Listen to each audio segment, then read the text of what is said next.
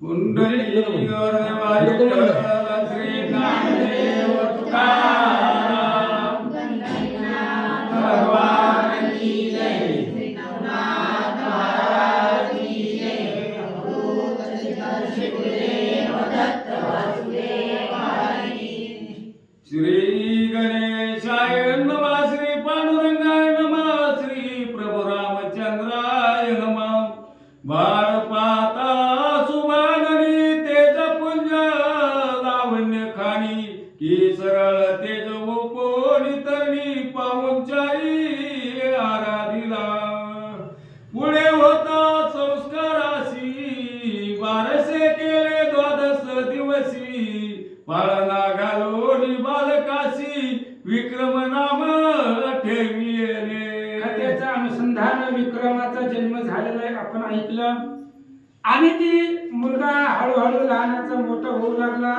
कालांतराने त्याचं नाव ठेवलं गेलं पाळण्यामध्ये घालून.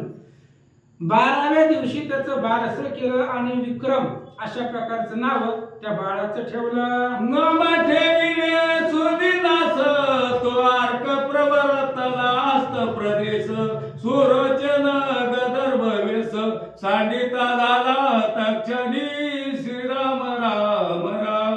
आणि त्याचं नाव ठेवल्यानंतर ना पुन्हा मग सूर्य अस्तमानाला गेला आणि सुरोचन नावाचा जो गंधर्व होता तो गाढवाच्या वेशामध्ये शरीरामध्ये होता आणि त्याला तसा शापच होता की पुत्रमुख पाहिल्यानंतर ना तुझं गाढवाचं शरीर संपेल आणि मग ते संपलं गेलं आणि दिव्य असणारा पुरुष गंधर्व पहिला जसं त्याचं स्वरूप होतं तसं स्वरूप त्याला प्राप्त झालं. मग संचरोनिया सदना ते सत्यवती ते म्हणे कांते शीघ्राने पाहू दे बालका ते पुत्रमुख या काळी. आणि मग आपल्या असणारं दिव्य शरीर प्राप्त झालं. घरामध्ये गेला बायकोला म्हटला सत्यवतीला बोलव ते आपल्या असणाऱ्या लेकराला घेऊन या त्या लेकराचं मुख पाहू दे असं तो बोलू लागला.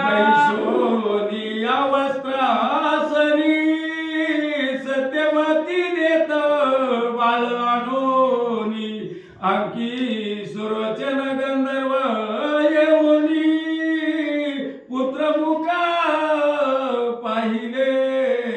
आणि मग लगेच बसण्यासाठी आसन दिलेलं आहे आणि ते असणाऱ्या लेकराला आणलं समोर सत्यवतीनं आणि त्या सुरोचन गंधर्वानं आपल्या लेकराला मांडीवरती घेतलं. मुलाचं मुख पाहिलं गेलं. पाहिल्याबरोबर जी शाप होता पूर्वीचा तो शाप सगळा संपला गेला. पुत्रमुख पाहता दृष्टी आटून गेला शतकोटी तो आमरे जाणवले चक्रपोटी मातरी ते पाठविले. आणि मग मुलाचं मुखचंद्र चेहरा पाहिल्याबरोबर जी शाप होता ती शाप संपला.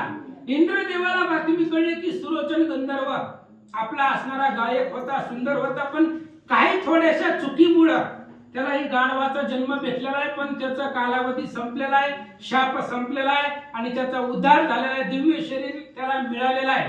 ही वार्ता इंद्राच्या लक्षामध्ये आल्याबरोबर त्याचा मातली नावाचा सारथी आहे आणि त्या सारथीला विमान घेऊन इंद्रदेवानं पाठवलं. विमान रोना मातली घेऊनी येता झालावंतिका स्थानी शीघ्र दारी आसन ठेवणी सदना माझी संचरला. आणि मग भरत ते असणारा मातली आला विमान घेतलं विमान घेऊन त्याच्या सुरोचन गंधर्वाच्या दारामध्ये आला. विमान बाहेर ठेवलं आणि आतमध्ये प्रवेश केला. तो सुरोचन गंधर्व बाळ घेऊन परमज्ञानाने घेत चुंबन तो मातली सन्निध उभा राहून बोलता झाला गंधर्वा. आणि सुरोचन गंधर्वाला पाहिलं बरोबर बघितलं लेकरू आपल्या मांडीवरती घेतलेलं होतं त्याचं चुंबन घेत होतं. तेवढ्या वेळामध्ये गंधर्व आतमध्ये गेला. मातली म्हणे एक महाराजा सुरोचना मज पाठविले पाक शासने तरी आता रोडोने विमाना मनस्थानी चलावे. मातलीने सांगितलं महाराज बास झाली की आता बायको झाली लेकरू झाला आता बास करा संसार सोडा चला म्हणलं आमच्या सोबत. म्हणून तुम्हाला इंद्रानं बोलवलेलं आहे आणि इंद्रानं घेऊन जाण्यासाठी विमान पाठवलंय. विमानामध्ये बसा आणि आमच्या सोबत आता सोडोनी पुत्र मोहाते चलावे की देवनाथ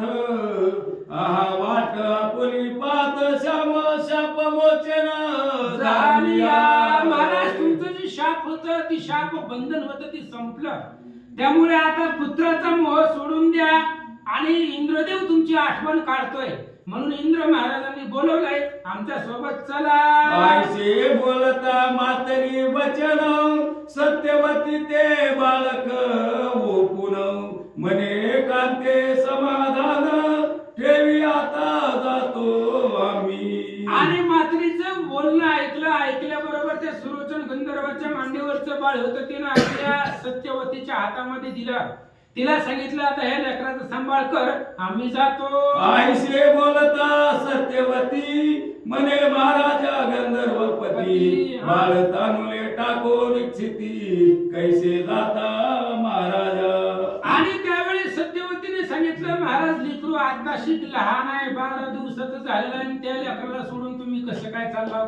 थोडं थांबा त्याला लहानाचं मोठं होऊ द्या थोडी बापाची माया त्याला भेटू द्या एवढ्या लवकर कसं काय चालला असं सत्यवती बोलू लागले. तुम्ही गेल्या सोडून माते कोण आहे मम देहाते निडळपणी परदेशाते सोडून कैसे जाताजी. सत्यवतीने सांगितलं महाराज ही लेकरू आहे लहान आहे 10-12 दिवसाचं आहे आणि तुम्ही पण सोडून चालला. मग हे परदेशामध्ये आलेला होता आपण अवंती नगरीला आलो होतो आपला देश सोडून. मग एवढ्या लांब असणार आहे एकाएकी या परदेशामध्ये मी कसं राहू सांगा. आईचे मनोनी सत्यवती आंबोर्या फोडीला व्रती अश्रू भरून नेत्रापरती दुःख सरिता लोटलसे. आणि अशा प्रकारे सत्यवतीने सांगितलं दुःख करू लागली. पती नवरा अंतरणारा याचं दुःख वाटू लागलं डोळ्यामधून पाणी वाहू लागलं. सत्यवती रडू लागली. म्हणे महाराजा तुझं कारण जनक माझा सत्यवती वर्माजन कुठला आहे निर्लोभ होऊन कैसे सोडून मज जाता. आणि गंधर्वाने सांगितलं सत्यवतीने सांगितलं म्हणली मालक तुमच्यासाठी आई बापाला सोडून आले. सत्यवर्मा राजा आहे ते असणारे राजा सुद्धा सुटलेला आहे ते असणारे त्यानं तुमच्या हवाली केलं मी इकडे आले त्या कुंभाराच्या सोबतीला आता काय करू कसं जगू तुमच्याशिवाय कसं राहू. महाराजा तुम्हासाठी सर्व सोडून भंडार कोटी जनक जननीची पाडोनी तुटी जोड केली म्या तुमची. अहो महाराज तुमच्यासाठी मी सगळं सोडून आले काही कमी आहे काय राजकुमार आहे मी सगळी संपत्ती ऐश्वर्य सत्ता सगळ्याचा त्याग केलेला आहे आई बापाचा त्याग केलाय तुमच्या भरोशावरती तुमच्या सोबतीला मी इथं आले आणि आज सोडून चालला. आता मज सोडोनी तुम्ही जाता निडळ वाणे माते करो निदिन पण योग्य तुझा अहो महाराज तुम्हाला पटतं का शोभतं का योग्य नाही म्हणले असं निढळ वाणीनं मला असणारे सोडून चालला.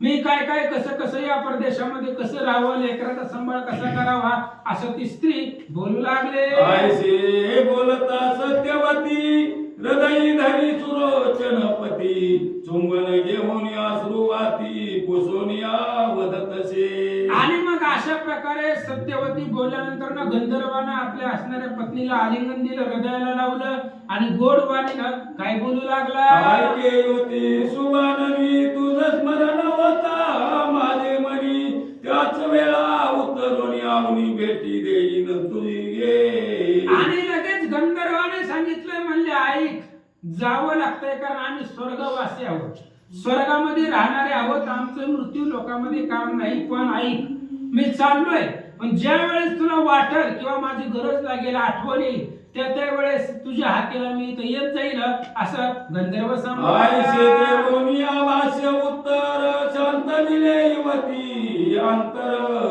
मग आरोहणी विमानावर कमठास पुसोनी निघाला. अशा पद्धतीने चांगलं बोलून योग्य बोलून आपल्या असणाऱ्या बायकोचं सत्यवतीचं समाधान केलं. पुन्हा मग कुमठ नावाचा ती असणारा कुंभार होता त्या कुंभाराला विचारलं त्याचा निरोप घेतला आणि मातानी सोबत विमानात बसला. सत्यवतीचा धरुणी तो हस्त कमटाव पोरिया मोहित म्हणे तनयाचा मम सांप्रत संभाळ करी महाराज. आणि मग सत्यवतीचा हात गंधर्वाने धरला आणि त्या कुंभाराच्या हातामध्ये त्या सत्यवतीचा हात दिला आणि सांगितलं महाराज मी बी तुमचं लेकरूच आहे ही तुमची असणारी सून आहे, म्हणजे लेकराप्रमाणेच आहे, हिचाही सांभाळ करा असं त्या गंधर्वानं सांगितलं. आयसे वदोनी सुरोचन पाता झाला चक्रस्थान येरीकडे बाळताने वैवर्धन होतसे. आणि मग असं म्हणले त्या माताली सोबत विमानामध्ये बसून सुरोचन गंधर्व स्वर्गाला निघून गेला इकडं. त्या अवंती नगरीमध्ये सत्यवती त्या लेकराचा सांभाळ करू लागले. हळूहळू लहानाचा मोठा होऊ लागला. दिवसानुदिवस होता स्वर सप्तवर्षी झाला कुमारा मग मुलासी खेळता झाला सत्वर राजचिनी खेळतसे. आणि मग तो विक्रम हळू त्या असणाऱ्या घरामध्ये वाढत 7 वर्षाचा झाला. पुन्हा तिला असणारी लहान लेकरं तिथं भेटली गेली आणि त्या लेकरामध्ये तो खेळू लागला. आयसे खेळता मुलात 12 वर्षे लोटली त्यात ईर्षे पडोनी बाळ खेळात विद्ये लागी लागला. आणि अशा पद्धतीने तो विक्रम हळूहळू खेळत असताना 7 वर्षाचा 12 वर्षाचा झाला आणि पुन्हा विद्या अभ्यासक्रम प्राप्त करू लागला. विद्या तरी सहज चिन्नी शास्त्र आधार स्वारोनी सहज सेवकाश्रे करोनी विद्ये लागी अभ्यासी. आणि मग तिथं असणार काय राजाचे ग्राम रक्षणासाठी सेवक होते. त्या सेवकाच्या हातामध्ये शस्त्र असते, त्यांच्याकडून शस्त्रास्त्र विद्या, घोड्यावरती बसायचं स्वारवायचं ही सगळी विद्या लहान वयामध्ये तो विक्रम शिकून घेतला. सहज मग तो विद्ये कारणी ओळखी पडली राजांगणी राजमंडळी सर्व प्राणी विक्रमाते ओळखीती. आणि त्या राजवाड्यामध्ये विक्रमाचं विद्यासाठी जाणं येणं होत असल्यामुळं त्या असणाऱ्या राजनगरीमधले तिथले प्रधान मंत्रिमंडळ किंवा त्या राज दरबारामध्ये सगळ्यांची ओळख विक्रमासोबत झालेली होती. म्हणजे विक्रमाला सगळीच ओळखत होती असं सांगतात. पुढे 16 वर्षावर ते इष्टत्वे भेटविला विक्रमराया ते पायी कचा करी अर्पणिया ते ग्राम रक्षणी ठेवी रे. आणि पुढे मग 16 वर्षाचा विक्रम झाला आणि लहानपणापासून त्याच परिसरामध्ये वाढला असल्यामुळे त्या राजाचे सेवक तिथले सगळे त्याला ओळखत होते. म्हणून दुर्ग रक्षण करण्याचं काम नोकरी त्या विक्रमाला तिथं प्राप्त झाले. ग्राम रक्षणा दरवाजावरती पारा गाजवून या राती तो व्यवसायी बाजार रक्षिती तेथे येऊन या राहिले. आणि मग विक्रमाला गावाचं रक्षण करण्याची जिम्मेदारी नोकरी तिथं त्याला प्राप्त झालेली होती त्या गावामध्ये. आणि त्या असणाऱ्या गाव रक्षणासाठी ग्राम रक्षणासाठी विक्रम तिथं थांबला होता. त्याच वेळेला काही व्यावसायिक बाजार करण्यासाठी त्या ठिकाणी तिथं आलेले होते. काय झालं? दया माझी भरतरीनाथ वचन सर्व सावजी भाषा जाणत कोले भुक्ताची अकस्मात भाषा सांगे तयाची. आणि त्या जी काही व्यावसायिक आलेले होते त्या व्यावसायिकामध्ये भरतरी नाथ होते, भरतरी होता. आणि ते भरतरी लहानपणापासून वनामध्ये राहिल्यामुळं वनातल्या प्राण्यांची भाषा भरतरीला माहिती होती, येत होती. आणि ते सगळे व्यावसायिक तिथं आल्यावर कोल्हे भुंकले. मग कोल्ह्या भुंकल्याबरोबर त्याचा काय अर्थ आहे ते व्यावसायिकांना भरतरी सांगू लागले. मने उत्तर दिशे होनी दानव निर्मळ पाणी होनी मानव दक्षिण दिशेचा धरोनी गौरव जात आहे पांती. आणि ते कोल्हे भुंकल्याबरोबर त्या भरतरीने त्या व्यावसायिकाला सोबतीच्या माणसांना सांगितलं. याचा अर्थ असा आहे की उत्तर दिशेकडून काही राक्षस मानवाच्या वेशामध्ये इथं येत आहेत. ते दक्षिण दिशेला जाणार आहे आणि जात असताना तरी त्याच्या सामोरे जाऊन वदिल कोणी तया कारण वदिल्या ग्रामद्वारा पूर्ण रुधिर टिळा रेखावा. आणि भरतरीने सांगितलं की मानवाच्या वेशामध्ये राक्षस आहे, उत्तर दिशेकडून दक्षिण दिशेला चालले. त्यांना समोर जाऊन जो कोणी मारून टाकेल आणि त्यांच्या रक्ताचा टिळा हे असणाऱ्या गावाच्या नगरीला वेशीला जो लावेल त्याचा. आणि दुसरे आपुले भाला ते चिक्षणी रेखिजे तो अवंतिका उत्तम स्थळा पत्वाचे मिरवेल. भरतरीने त्या व्यावसायिकांना सांगितलं त्या राक्षसांना मारलं आणि त्यांच्या रक्ताचा टिळा त्या वेशीला लावला आणि नंतर ना आपल्या कपाळाला लावला तर पुढच्या येणाऱ्या भविष्याच्या कालावधीमध्ये हे अवंती नगरीचं राज्य त्याला मिळेल असा अर्थ भरतरींनी ऐसी सांगितला. ऐकता भरतरी वाणी विक्रम जातसे शस्त्र देवनी जेत पर्यंत कथा रंजनी पूर्व आद्याई वदनिसे. आणि अशा पद्धतीने त्या भरतरीचं बोलणं ते विक्रमाने ऐकलं, कारण विक्रमही तिथंच होता, त्या ग्रामाचं रक्षण करण्यासाठी बसलेला होता. आणि भरतरी व्यावसायिकांना माहिती सांगत असताना विक्रमानं ऐकल्याबरोबर त्यानं तलवार घेऊन त्या राक्षसांना मारण्यासाठी तरी श्रोते बुद्धिमान पाती सिंहावलोकन चित्रमा गंधर्व शापोन राक्षस देही मिरवला. आणि मग अशी इथपर्यंतची कथा चालू असताना मग श्रोत्यांना सांगितलं पाठीमागचं अनुसंधान सिंहावलोकने करून. सिंह पुढे जात असताना पाठीमाग वळून पाहतो. त्या पद्धतीने पाठीमागची कथा अशी आहे की गंधर्व ते जे राक्षस होते ते राक्षस म्हणजे चित्रमा नावाचा गंधर्व आहे आणि त्याला शाप मिळालेला आहे. कसा? मिरवला परिशाप वचन बोलला वरदेशाप गण तो ती घडी निटावून रांगत फिरत ये वेळा. आणि तो असणारा राक्षस आहे तो चित्रमा नावाचा तो गंधर्व आहे. तो राक्षस शापामुळे झालेला आहे आणि तो या ठिकाणी फिरत फिरत येईल अशी कथा पाठीमाग झाले. तरी शाप वचनी शाप मोचन शिव वरदे शाप गण बोलिला असे नयन की शापे गंधर्व सुरोचन राहिला की. आणि त्या चित्रमा गंधर्वाला शाप भेटल्याबरोबर त्यानं लगेच महादेवाचे चरण धरलं. शिवबोळा चक्रवर्ती त्याचे पाय माझे चित्ती म्हणले महाराज शाप दिलाय पण याच्यामधून बाहेर कसं निघायचं ते बी सांगा.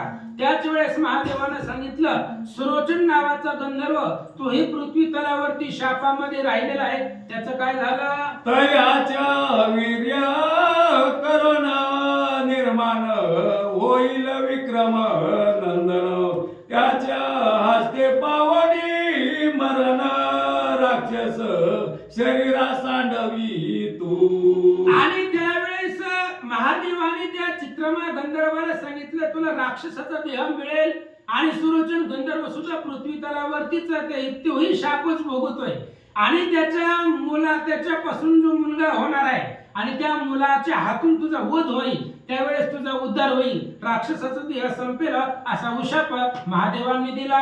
ऐसा उशाप शिव वरदेशी होता चित्रमा गंधर्वासी तो समय भरतरी वागुतरासी यहोदिया झगटला. आणि अशा प्रकारचा उशाप महादेवानं त्या चित्रमा नावाच्या गंधर्वाला दिलेला होता. आणि तेवढ्याच वेळामधून भरतरीच्या मुखामधून ते असणारं वाक्य बाहेर निघाले. ते विक्रमाने ऐकले आणि येऊन आल्यावर पुढे ते असणाऱ्या राक्षसांना मारण्यासाठी तयार झालेला आहे, शस्त्र घेऊन आलेला आहे. इथपर्यंतची कथा पाठीमाग झाली असं सांगतात. असो ही मागील कथा विक्रम भरतरीचे शब्द ऐकता शस्त्र सजोनी सामोरे पंता चित्रमा गंधर्वा होतसे. असं म्हणले ही पाठीमागची कथा आहे. आणि विक्रमानं भरतरीचं बोलणं ऐकल्याबरोबर लगेच तलवार शस्त्र घेऊन ते असणाऱ्या राक्षसांच्या समोर विक्रम येऊन थांबला. तव चित्रमा गंधर्व राक्षसा परिकरो निभाव मानव रूप धरोनी स्वभावे येत आहे पांती. तेवढ्या वेळामध्ये चित्रमा नावाचा गंधर्व राक्षस होता राक्षसाच्या शरीरामध्ये पण मायेनं मानव झालेला होता आणि मानवाचं शरीर धरून तो येत होता. त्याला समोर विक्रम गेला. येत आहे परंतु चार मूल्य रत्ने तेज अपार मुष्टी घेऊन राक्षस थोर मानस मानव वेशे गमतसे. भरतरींनी सांगितलेलं होतं तो असणारा मानवाच्या वेशामध्ये राक्षस आहे आणि त्याच्या हातामध्ये 4 अशा प्रकारची रत्न आहे, दिव्य तेजोमय असणारी रत्न त्याच्या हातामध्ये आहेत. असं विक्रमानं ऐकल्यावर तो विक्रम जाऊनी तया निकटी शस्त्रविद्ये ते विपुल जेटी समराव होनी मवळी दृष्टी अशी लतेशी प्रेरित असे. आणि विक्रमानं ऐकलं, ते ऐकल्याबरोबर ते असणाऱ्या मानवाला म्हणजे ते चित्रमा गंधर्वाला राक्षसाला आडवं गेला आणि शस्त्रास्त्रामध्ये विक्रम प्रवीण होता आणि हातामधली असणारी तलवार त्याला मारल्याबरोबर सकल प्राण वेदिता गाई राक्षस उलतोनी पडिला मई प्राण काश्यपी होनी देई पडता झाला तत्काळ. आणि मग ते असणाऱ्या तलवारीचा घाव शरीरावरती लागल्याबरोबर अंगामधून रक्त वाहू लागलं. तो चित्र राक्षस जो होता तो राक्षस जमिनीवरती पडला गेला, प्राण कासावीस झाला, विकल झाला. मही पडता चित्रमा गंधर्व विक्रम प्रज्ञावान प्रसिद्ध वस्त्रे भिजवून रुधिरे शुद्ध बाडी टिळा रे चित्रमा नावाचा गंधर्व तो राक्षस जमिनीवरती पडल्याबरोबर विक्रमानं आपलं असणारं वस्त्र त्या रक्तामध्ये भिजवलं आणि त्याच्यात रक्ताचा एक टिळा आपल्या कपाळाला लावला. पुढे काय केलं? तो राक्षस हो निगत प्राण देवे देई निगे तेथून गंधर्व रूपी स्वपदा पावन विक्रमाते वंदिले. आणि अशा पद्धतीने मग लगेच ते असणाऱ्या गंधर्व मारलं गेलं, गतप्राण झाला, दिव्य अशा प्रकारचं शरीर त्याला प्राप्त झालं आणि गंधर्वाच्या स्वपदाला जाऊन तो आपापल्या ठिकाणी जाऊन पोहोचला. का 40 तर बस का बस लगेच मग गंधर्व करिता स्वये दृष्टी कसं कळलं? श्री गणेशाय नमः, श्री सरस्वते नमः, श्री सद्गुरे नमः. मही पडता चित्रमा गंधर्व विक्रम प्रज्ञावान प्रसिद्ध वस्त्रे भिजवून रुद्रे शुद्ध बाणी टिळा रेखिला. 5 वेळा घेतो आता याच्यासोबत. मग लगेच त्यावेळेस केवढी घ्यायची तरी त्या असणाऱ्या चित्रमा गंधर्वाला मारलं गेलं, त्याचं रक्त सांडलेलं होतं, त्या रक्तामध्ये आपलं कपडे भिजवली गेली आणि त्याच्याच रक्ताचा टिळा आपल्या कपाळाला लावला आणि विक्रम पुढे निघाला. तो राक्षस होनी गत प्राण दिव्य देई निघे तेथून गंधर्व रूपी स्वपदा पावन विक्रमाते वंदिले. आणि मग त्यावेळेस त्याचं शरीर राक्षसाचं होतं ते संपलं, पडल्याबरोबर दिव्य देह प्राप्त झाला. पहिला जो गंधर्व होता त्या चित्रमा गंधर्वाचं शरीर त्याला मिळालं आणि त्या राक्षसामधून दिव्य देह बाहेर आला आणि विक्रमाला त्यानं नमस्कार केला. मग गंधर्व करिता स्वये दृष्टी विमान उतरले मयी तळवटी त्यात आरोहण करिता जेटी विक्रम पुसे तयाते. आणि मग विक्रमाला त्यानं नमस्कार केला. तेवढ्या वेळामध्ये स्वर्गामधून विमान आलं, त्याच्या पुढे विमान येऊन थांबलं, उतरलं पृथ्वी तलावरती. तो चित्रमा गंधर्व विमानामध्ये बसणार. एवढ्या वेळामध्ये विक्रमाने त्याला विचारलं, काय म्हणे महाराजा राक्षस पूर्ण स्वर्गा करू जाती गमन ही तो कळा राक्षसा कारण दुर्लभपणी वाटत असे. आणि विक्रमाला आश्चर्य वाटलं, ही राक्षस आहे आणि राक्षसाला विमान नेला आला. आजपर्यंत असं कधी ऐकले बी नाही, घडले बी नाही. अरे तू राक्षस होता, राक्षसाला मी मारलंय, मग राक्षस असून स्वर्गाला कसं काय निघाला? आणि ज्या अर्थी स्वर्गाला चाललाय त्या अर्थी राक्षस नाही, कोण आहे सांग. मग शिव फासे खेळापासून विक्रमा सांगितले शाप कथन आपले चित्रमा गंधर्व नाम सांगून गेला सोस्ताना.